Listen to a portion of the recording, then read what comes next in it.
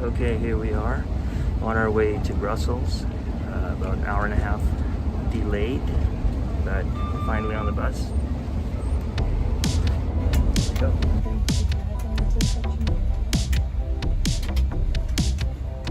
Okay, we made it to Brussels, and so we're right now trying to find our way around to get to the bus stop. Turns out there are several bus companies, and the ticket we bought only works for one of them. Instead of waiting around, we just decided to walk because it was gonna drop us off right here anyway. Okay, here we go. Basic room. That's it for the room tour. Basic room. Shower. It's like in a narrow area there. But we got a lovely view of the city street down below and the hotels across the street. Okay, we finally checked into our hotel. Just walking around, checking out the neighborhood.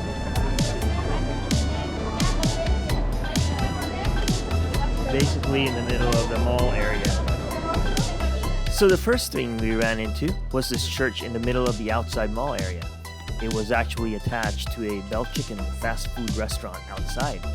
This was the chapel of Our Lady of Finisterre, named after a statue of Mary brought over from Cape Finisterre in Spain.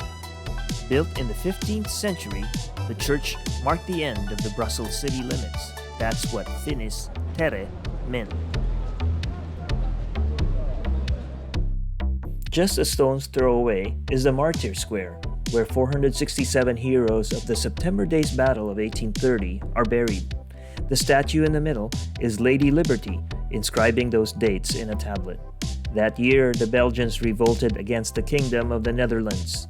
Apparently, Frederick de Merode played a big role in this long and complicated story of how Belgium was born.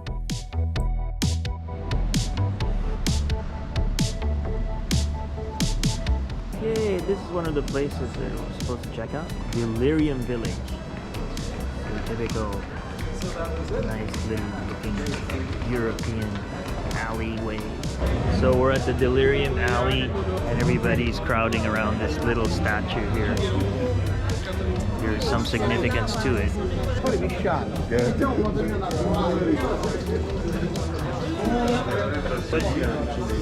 What am I gonna take a picture of it?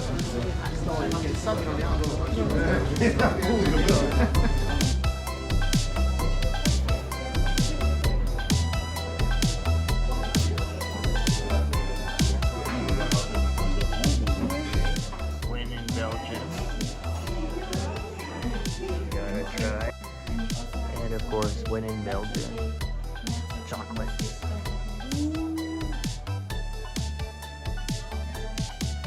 Really grand. This was the first time we walked into the Grand Square.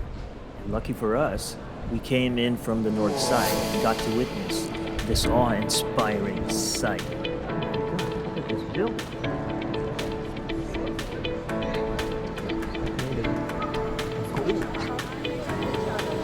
Is that real gold?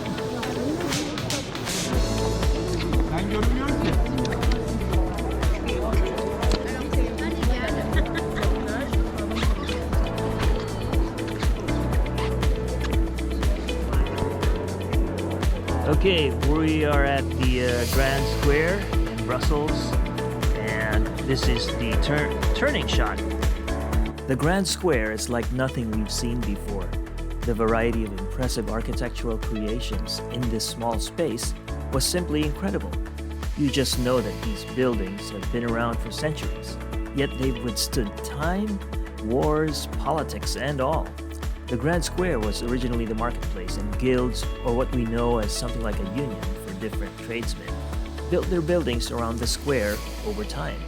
A few meters away is the St. Hubert Galleries, which today is a high-end shopping area, but was originally an extension of the Grand Square Marketplace.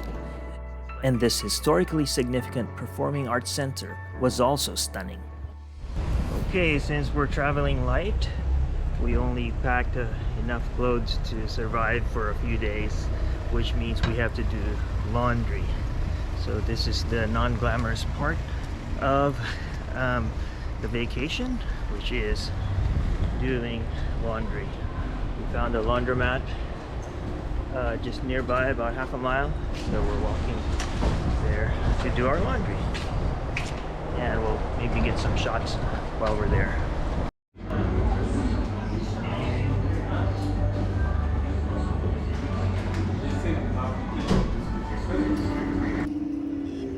Oh, we make a left there. Let's see.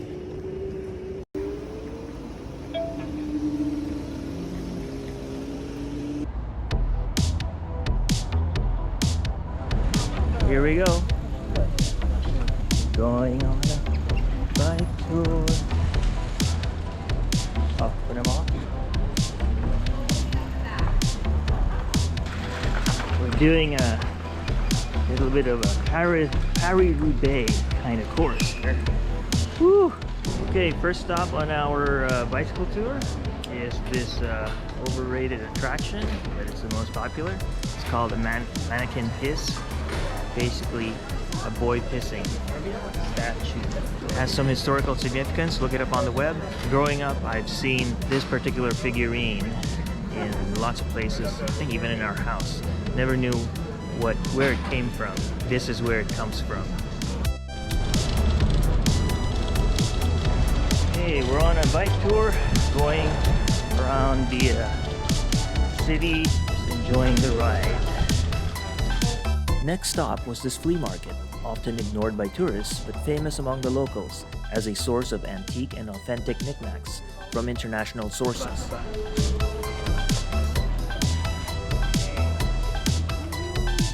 So we put our bikes on an elevator to go from the bottom level that you see there up to the street level where this bridge is and where you have a view of the whole city.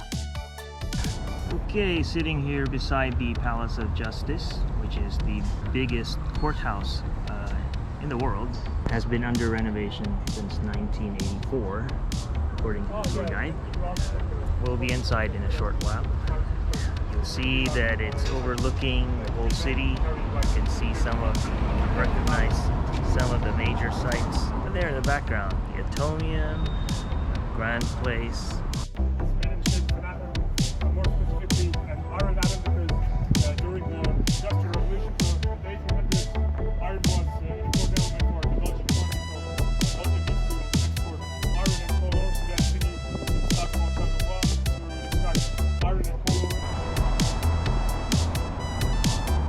So we're inside the Palace of Justice, and the building is rightly called a palace because of its sheer size and grandeur.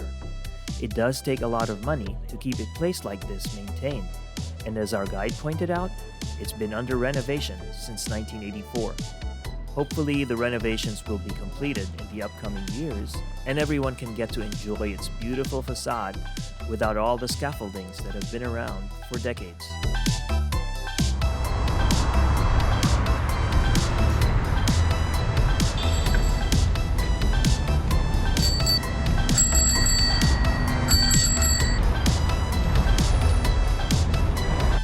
Okay, this looks pretty interesting. This area. The European Union is to unify Europe, promote trade and peace among the member states. It was formed in 1951 after the Second World War. So the founding countries. It's the European Union Parliament. Visiting the European Union Parliament building is like visiting the United States Congress back in Washington, D.C. It's the place where agreements are hashed out among representatives of countries, affecting 500 million people. The whole idea of the European Union is a pretty huge achievement of mankind. Imagine several countries with different cultures, languages, traditions, all coming together to promote peace and economic prosperity among its member nations. What a concept, right? One can only wish that the world would come together like this. So this building you see here, so this is high school here in Brussels. Really competitive high school where you are together, and here it trains the right smart infrastructure, prepares them for university ahead. This is the famous Antoine. I've seen this on some videos. But, so we're here. Basically a whole bunch of deep fried stuff. It's a long line of people waiting. made famous by YouTube. Eating a snack. Great.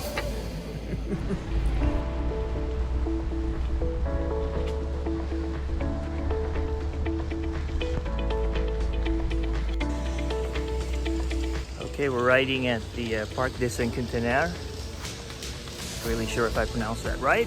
This is its great marker for it.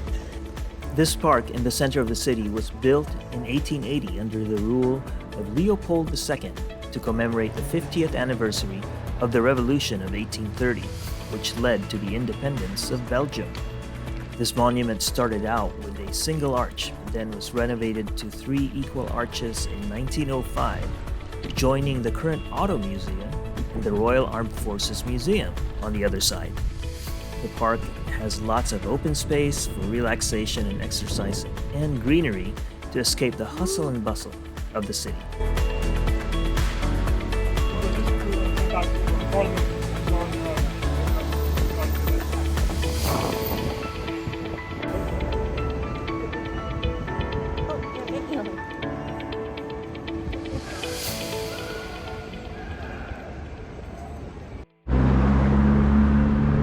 Look at this. We're on the same sidewalk as pedestrians, but we're on a painted area, and people seem to know what they're supposed to do. Traffic is flowing, cars on the side, cyclists on a painted lane, pedestrians on the other side. We can coexist.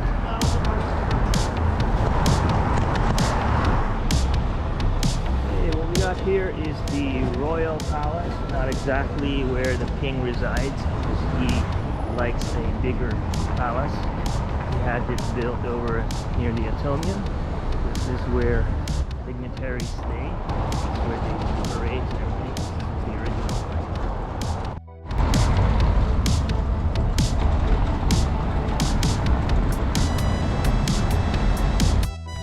The backyard of some royal place. And here we go. Back to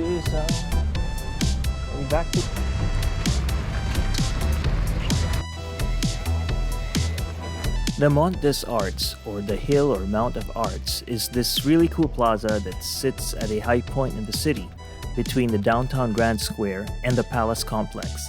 It's surrounded by museums and historic buildings and is walking distance to all the major tourist attractions of Brussels, including the Grand Square. You can clearly see the tower of the Brussels Town Hall. This is where the big right ends. Brussels. Okay, we're here at Good Phil, probably the only Filipino restaurant here in Brussels. It's not exactly all Filipino, but Filipino themed. This is what I got. Long silog. And Arlene got a quinoa with shrimp. So hey, this is Jude. He's the proprietor here at Good Phil. We just had our semi-dinner over here, but early dinner. yeah. So if you're ever in Brussels, check out this place, Good Phil. Yeah. At the, what's this place called? This is Place Maurice Van Meulen in Saint-Gilles in Brussels. So welcome. Okay.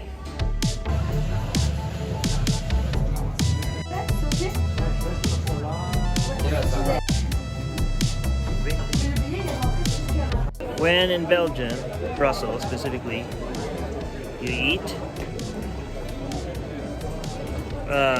waffles in front of mannequin piss. Here we go. Basilica of the Sacred Heart. Supposed to be the 5th largest church in the world?